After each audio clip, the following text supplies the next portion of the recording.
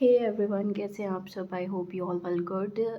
आज हम बात करने वाले हैं कि अगर आप थीसिस कर रहे हो इग्नू यूनिवर्सिटी से तो आपको क्या क्या चीज़ें ध्यान रखनी है।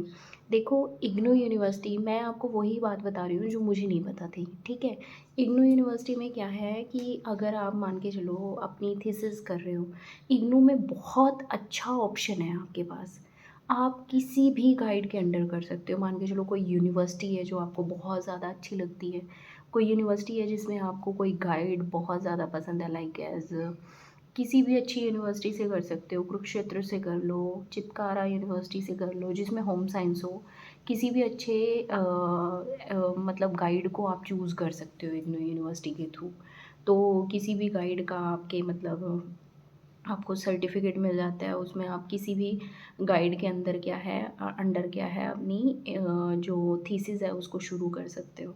ठीक है, इसमें इतना अच्छा ऑप्शन है। हमेशा ध्यान रखना है कि थीसिस एक तो आप अगर अपने काउंसलर के ही अंडर कर रहे हो तो ध्यान रखना वो पैसे-पूसे लेने वाला ना हो।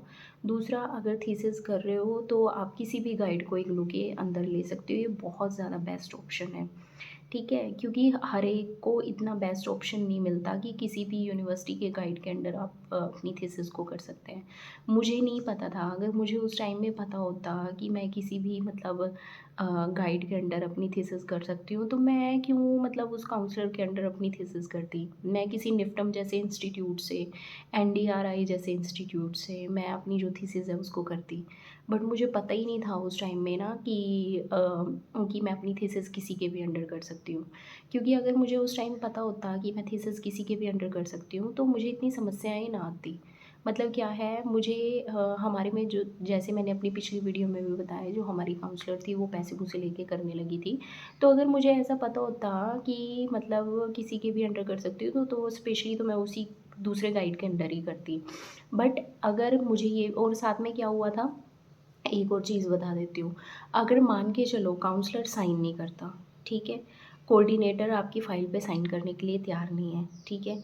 आपको कुछ भी बोला जाता है तो आप डायरेक्ट यूनिवर्सिटी जाओ।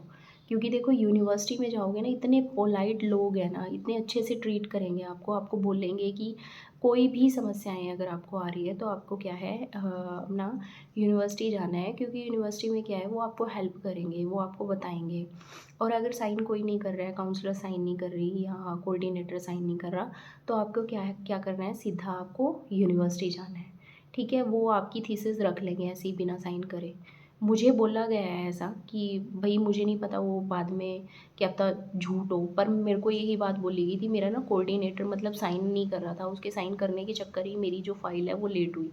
तो उन्होंने मुझे फिर बोला था कि भई अगर काउंसलर या कोऑर्डिनेटर साइन नहीं कर रहा था तो आप हमारे पास आते, हम ऐसे ही आपकी फ़ाइल रख लेते। तो इसीलिए बोल रही हूँ कि अगर कोऑर्डिनेटर या काउंसलर कोई भी साइन नहीं कर रहा है या आपको परेशान किया जा रहा है, आपको बार-बार बुलाया जा रहा है, आपको थीसिस अच्छे से नहीं कराई जा रही है, तो आपको क्या करना है, सीधा सेंटर जाना है। ठीक है? अगर कोई भी समस्या आती है तो भी क्या है, सीधा सेंटर जाना है। Thank you so much for watching.